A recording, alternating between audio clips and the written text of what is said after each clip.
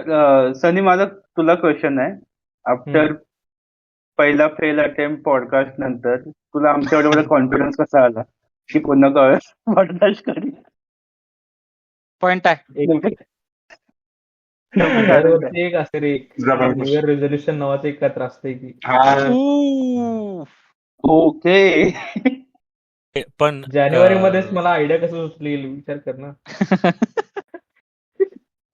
हो. ते पण हा, तुम्ही काय म्हणता, राजे?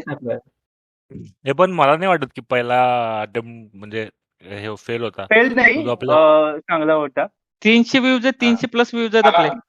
हा, आणि मी आज काल परत बघितलो काल संध्याकाळी. हम्म. म्हणजे ते ऐकायला मस्त वाटतंय सगळं, म्हणजे एक फक्त नंबर आहे. फक्त या, चॅनेलचं आपल्याला नाव वाटणारच रे. कोणी लवकर म्हणजे सापडतच नाही. काय आहे ते ते चॅनेलचं ते नाव म्हणजे लवकर सापडत. पुढे त्याला मला काय वाटलं सबस्क्रायबर वगैरे आले की येते. मला काय वाटलं की सनीनं सगळी माईक वगैरे घेऊन ठेवलाय, तर त्याचं कॉस्ट जस्टिफिकेशन होईल ना. म्हणून पुन्हा podcast त्याचं माईक वगैरे काय काय दिसालंय ना. केलाय एक त्याचा. रे बाकी काय नाही. ते पण मी कधी तर 2 वर्ष आधी झालं मी केलंय. अच्छा. ते पण घरात तुझं करून काय होतं, intention मग होतं म्हणून नवीन परत एकदा पॉडकास्ट स्टार्ट करताना?